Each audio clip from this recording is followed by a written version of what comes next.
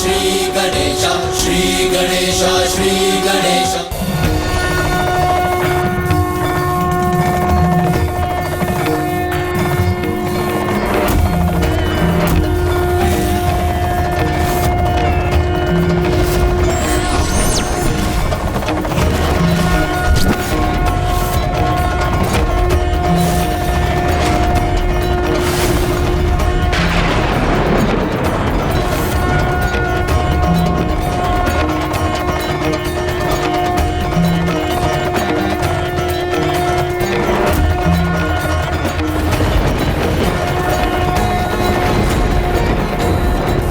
प्रभु श्री हरि नारायण, आपने अपने शंख की ध्वनि उत्पन्न कर मेरे डमरू के नाद को आप तक पहुंचने में जिस बाधा को और भी दृढ़ कर दिया है, मैं उसे अवश्य नष्ट करूंगा।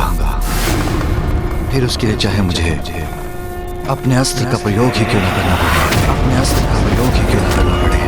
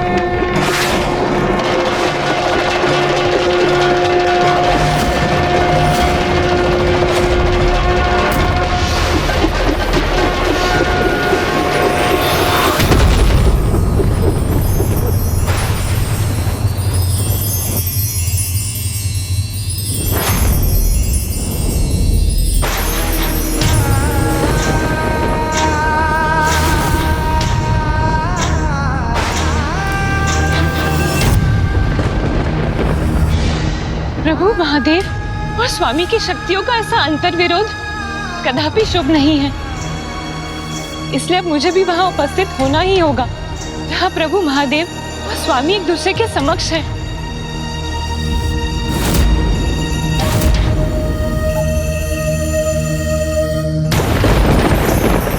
इतना अद्भुत प्रकाश!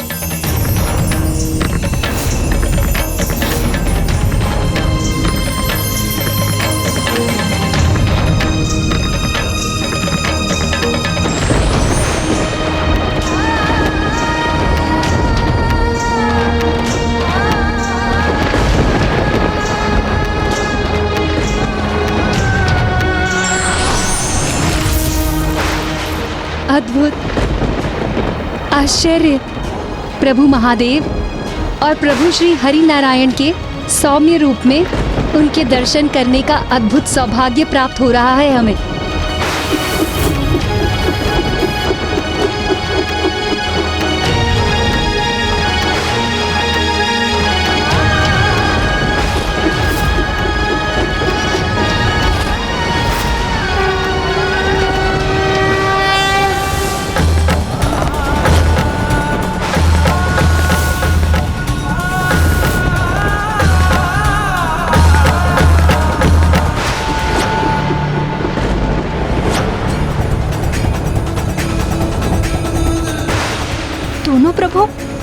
ऊर्जा के प्रभाव से एक दूसरे को सुरक्षित भी कर रहे हैं।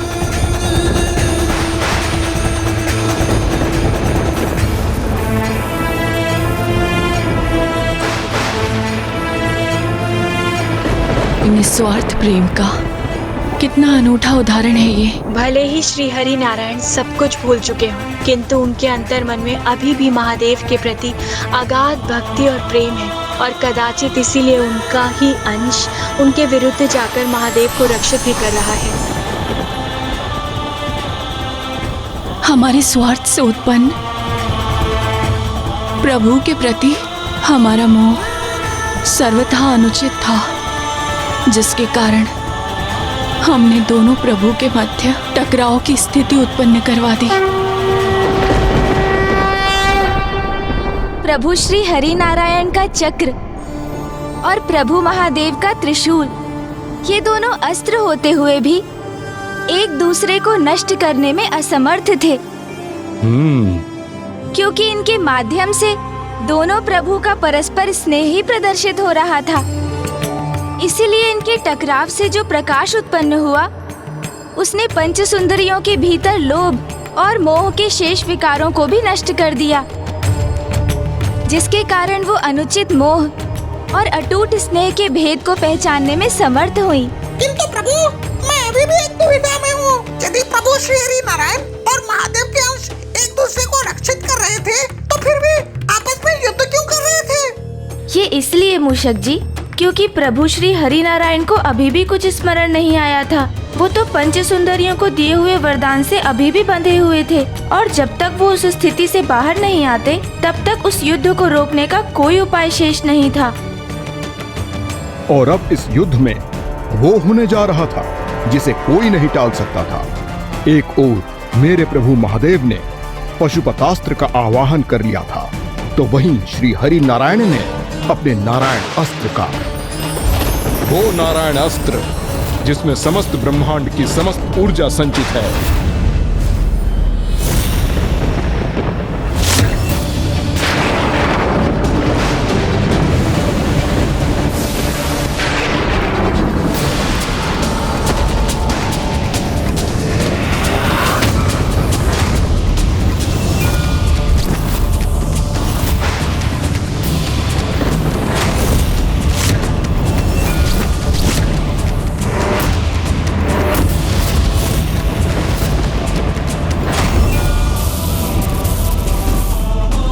हमारे कारण हमारे पुत्रों की मृत्यु हुई, हमारे कारण हमारे पुत्रों का वध हुआ, समुद्र पाताल को क्षति पहुंची, और अब ये कैसा घोर अनर्थ होने जा रहा है। ये विध्वंस तो समस्त संसार के लिए विनाशकारी होगा।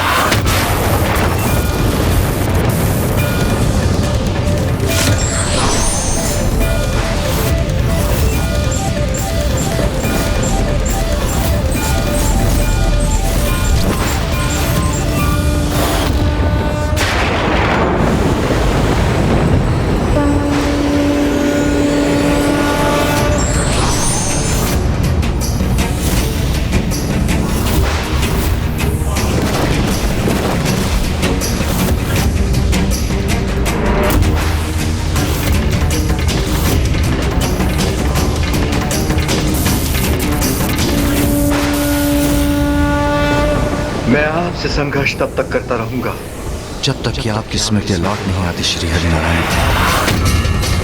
और मुझे पूर्ण विश्वास है ऐसा अवश्य होगा।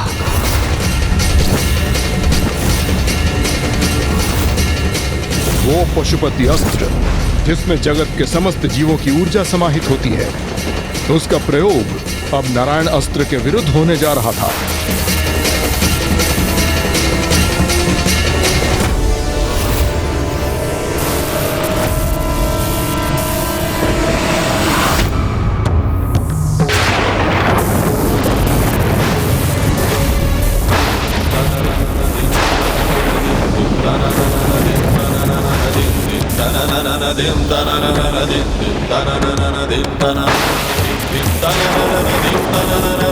dim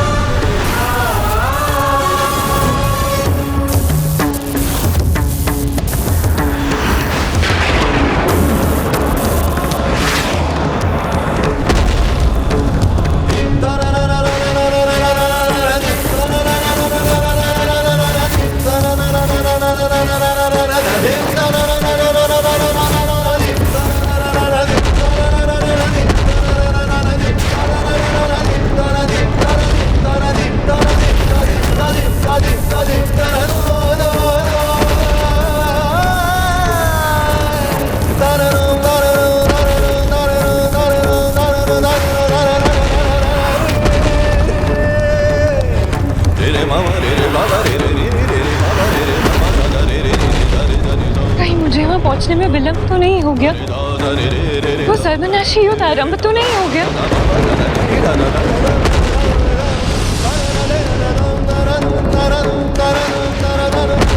हमें शीघ्र वहाँ पहुँचना होगा।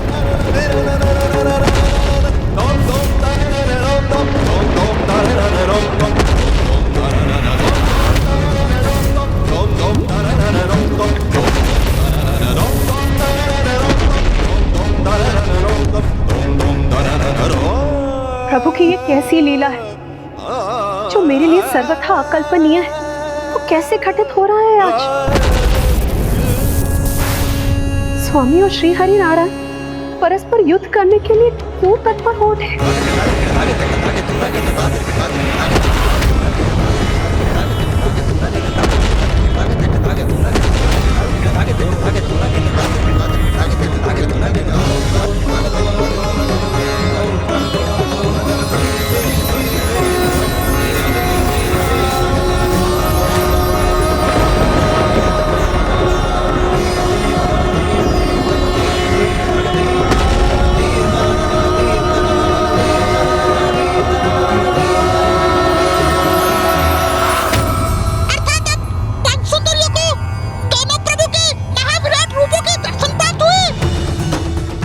मूषक जी, क्योंकि उनके भीतर के अंतिम दो विकारों अर्थात मद और मात्सर्य अर्थात ईर्ष्या के भाव के भी नष्ट होने के कारण उनका हृदय अब सर्वथा पावन हो चुका था। और ये सत्य है कि जिनके भीतर ये विकार होते हैं वो तो किसी में भी प्रभुत्व के दर्शन करने में असमर्थ रहते हैं, और जो अपने सभी विकारों से मुक्त हो जाते हैं उन्हें कण कण में प्रभु के दर्शन प्राप्त होने लगते हैं।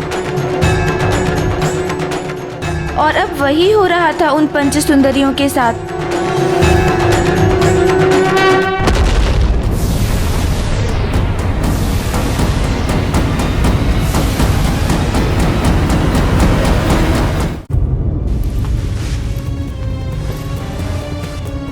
ये कैसी ईर्ष्या,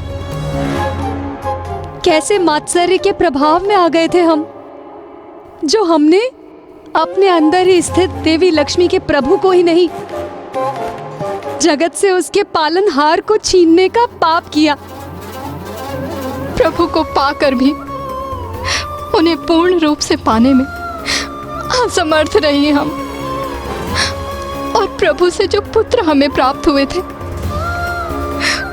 उन्हें भी हमने खो दिया। देवी पार्वती ने सत्य ही बोला था। हमने स्वयं ही अपने विनाश को आमंत्रण दिया है।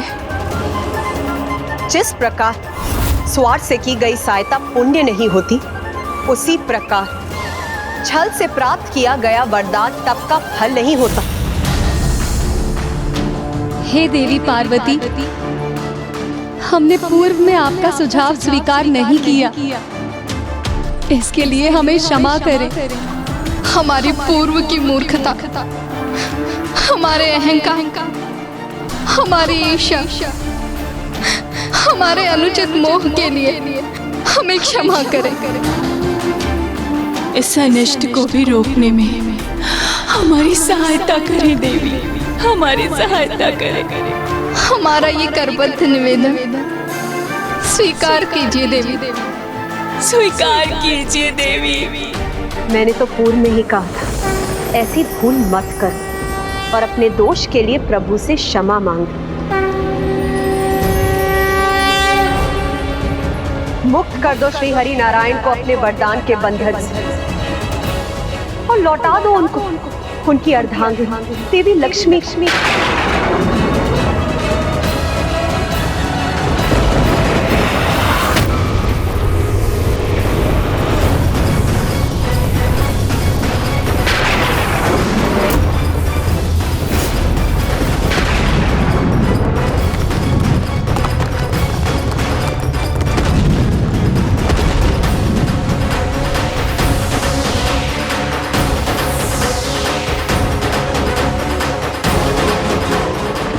प्रतीक्षा में और विलंब कर रही हो तुम सभी। लौटा दो श्री हरि नारायण को देवी लक्ष्मी, मुक्त कर दो उन्हें अपने बंधन से।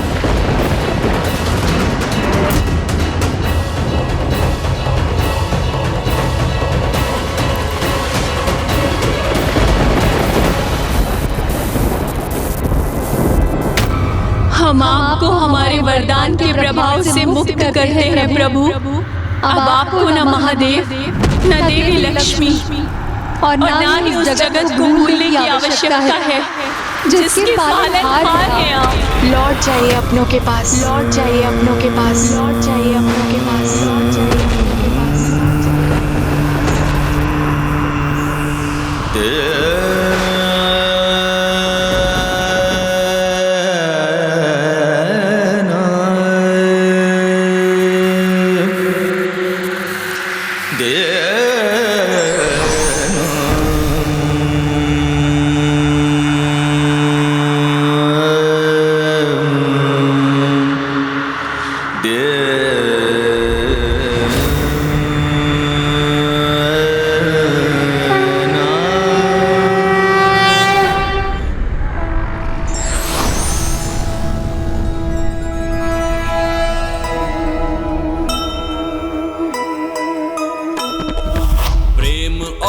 भक्ति का अद्भुत ये नाता,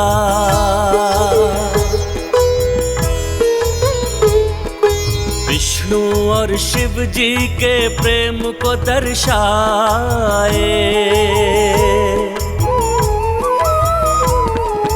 आँखों में झलक रहे भाव सभी मन के, एक दूसरे को प्रभु देखे ही जाए। हृदय में विष्णु जी के शिव की छवि है, शिव जी के हृदय में विष्णु समाए।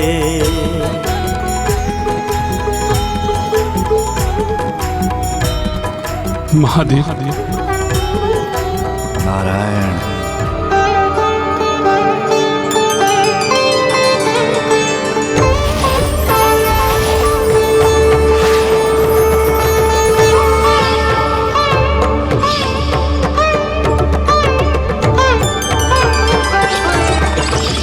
देवी लक्ष्मी।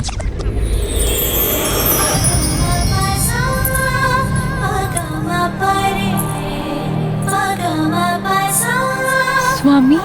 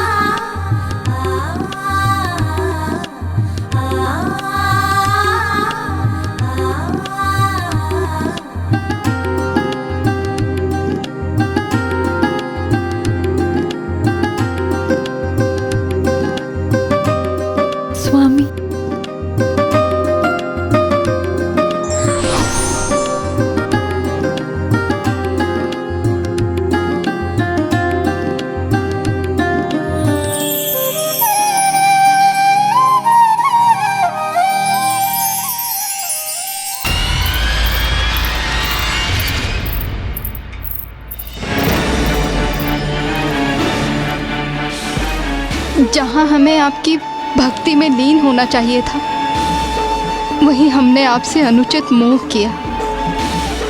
जहाँ हमें बहन लक्ष्मी की प्रसन्नता पे आनंदित होना चाहिए था, वहाँ हमने उनसे ईर्ष्या का भाव रखा। हमें हमारी इस भूल के लिए और इस बड़े दोष के लिए क्षमा करें प्रभु। क्षमा करें प्रभु, क्षमा करें, क्षमा करें प्रभु, क्षमा करें।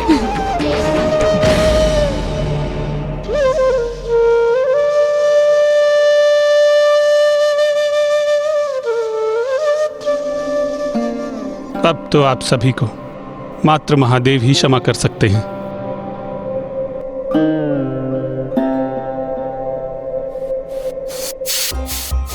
हे दयानिधान, हे प्रभु शिव शंकर, हे महादेव, हमने आपका अपमान करने का दुस्साहस किया है, घोर पाप किया है। हमने आपको प्रभु श्री हरि नारायण को उनके स्थान पर ले जाने से रोकने का अपराध किया है। हमें क्षमा करें प्रभु, हमें क्षमा करें। क्षमा कर दीजिए प्रभु, क्षमा कर दीजिए प्रभु, हमें क्षमा कर दीजिए।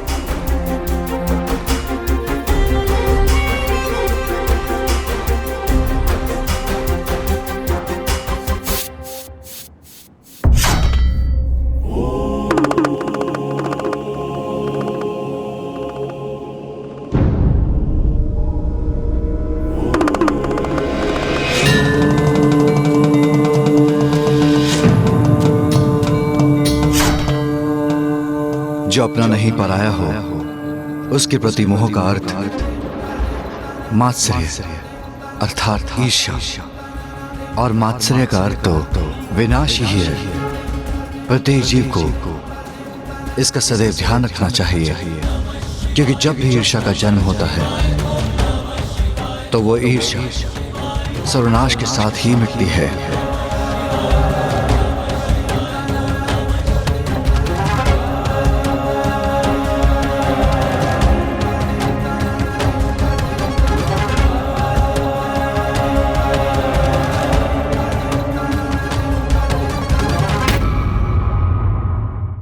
तो इस प्रकार मेरे प्रभु शिव शंकर शंभू के वृषभ अवतार की कथा पूर्ण हुई।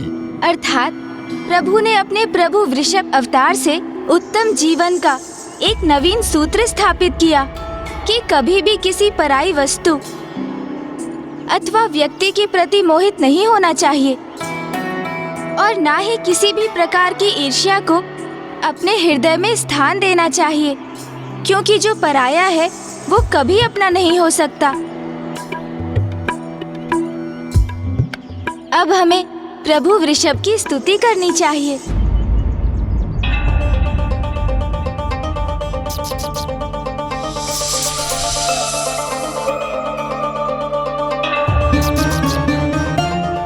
गौरीपुत्र, मूषक जी स्वयं छोटे आकार के हैं, उनका हृदय भी छोटा ही है, इसलिए कदाचित हमारे द्वारा प्रभु की स्तुति के उपरांत जब प्रभु यहाँ प्रकट होंगे तो उनके इतने उग्र अवतार के दर्शन करने से वो विचलित न हो जाए। गौरीपुत्र, मूषक जी ने तो कोई भूल नहीं की है लंकेश, इसलिए प्रभु के किसी भी रूप में उनके दर्शन करने में मूषक जी को तो कोई भय नहीं।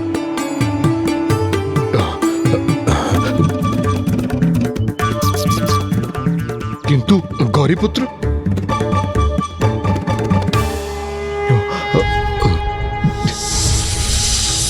त्र्यंबकं सदाशिवं नमामि हे उमापति जय नीलकंठ जय अनंत नमोस्तुते नमोस्तुते। हो भोलेनाथ भक्त के हो कष्ट से निवारते, ये सृष्टि सारी संकटों से शिव ही है उबारते। ओम नमः शिवाय, ओम नमः शिवाय, ओम नमः शिवाय, ओम नमः शिवाय, ओम नमः शिवाय, ओम नमः शिवाय। जो भक्तों के आह्वान को विष्णु जी पाताल लोक गए वरदान वश हो, स्त्रियों के संग ही रहने लगे।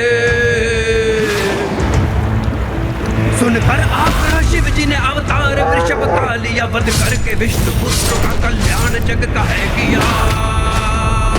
ओम नमः शिवाय, ओम नमः शिवाय, ओम नमः शिवाय, ओम नमः शिवाय।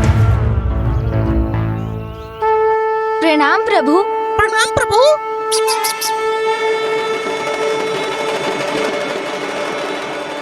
लंकेश रावण का भी प्रणाम स्वीकार कीजिए प्रभु।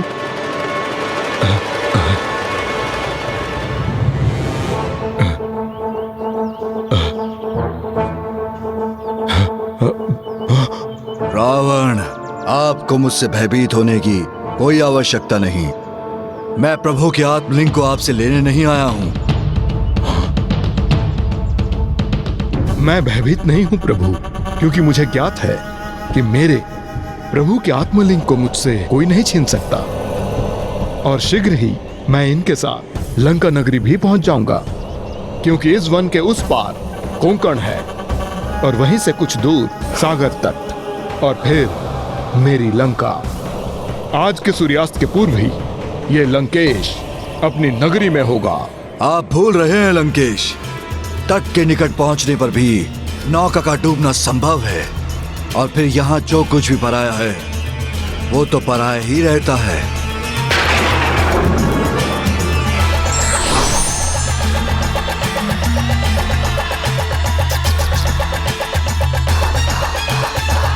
अब आप कहाँ खो गए लंकेश?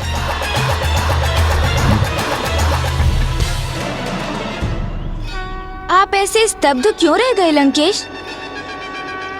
मूषक जी ने तो आपसे मात्र इतना ही पूछा कि आप किन विचारों में डूब गए।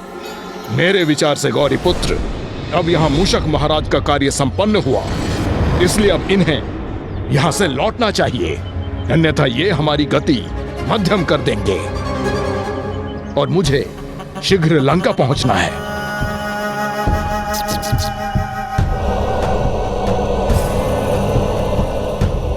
वैसे भी आगे इस वन के मार्ग में सर्प और अजगर हैं। तब तो आप दोनों ही आगे बढ़िए, मैं स्वयं ही लौट जाता हूँ।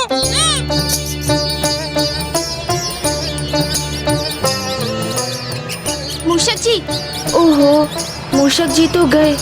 अर्थात अब मुझे स्वयं ही लंकेश को विलंब करवाकर उन्हें लंका जाने से रोकना होगा। मूषक। लंकेश, जल ग्रहण कीजिए।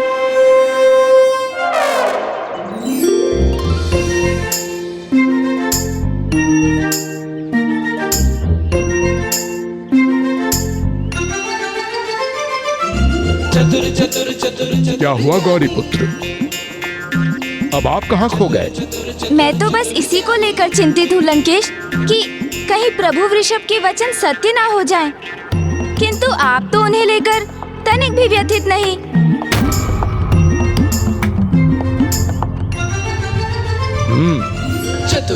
मुझे एक बात बताइए गौरी पुत्र, प्रभु अपनी संपूर्णता में किस रूप में प्रकट होते हैं? प्रभु के समस्त रूप, समस्त अवतार तो एक ही हैं, किंतु महादेव ही देवों के देव हैं, वो ही सर्वोच्च हैं। उचित कहा आपने, क्योंकि वो ही महानतम हैं।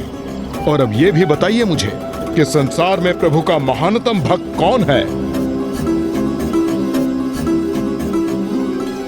महादेव के महानतम भक्त लंकेश, परशुराम जी।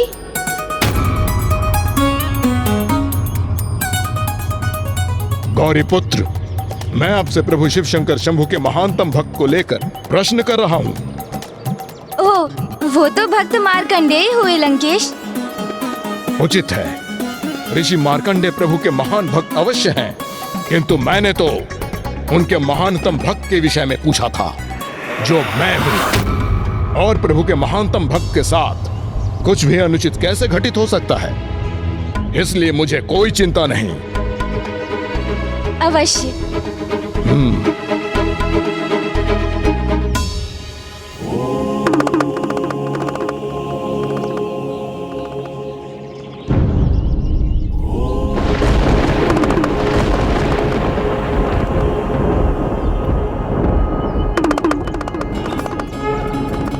और देखिए गौरी पुत्र, मेरे प्रभु शिव शंकर शंभु तो सदा मेरे साथ हैं। उसका प्रमाण आपके समक्ष है। प्रणाम पिताश्री।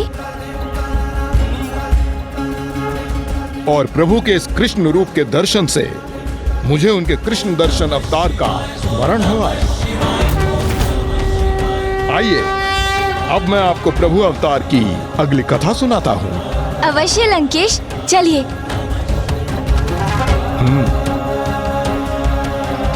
वो कृष्ण दर्शन अवतार जिन्होंने जगत को ये सीख दी कि कभी किसी वस्तु अथवा यहाँ तक कि स्वयं अपने पुण्यों के प्रति कोई आस्तिक नहीं होना चाहिए। ओम नमः शिवाय, ओम नमः शिवाय, ओम नमः शिवाय, ओम नमः शिवाय, ओम नमः शिवाय, ओम नमः शिवाय। मैं शब्द अहंकार का सूचक है, इससे स्वयं को सदैव ही दूर रखना चाहिए, क्योंकि एक भक्त की महानता वो स्वयं नहीं अपितु संसार ही नियत करता है।